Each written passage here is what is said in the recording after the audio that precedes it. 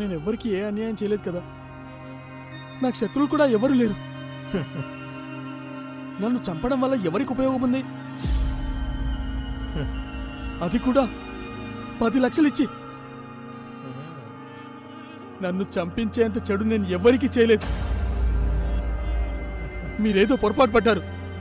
Please నన్ను వదిలేయండిరా.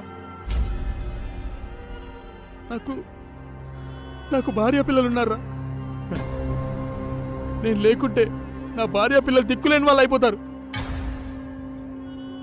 నన్ను వదిలిపెట్టండి రా, ప్లీజ్ ప్లీజ్ ప్లీజ్ రా, నన్ను వదిలిపెట్టండి రా, ప్లీజ్ రా, ప్లీజ్ రా.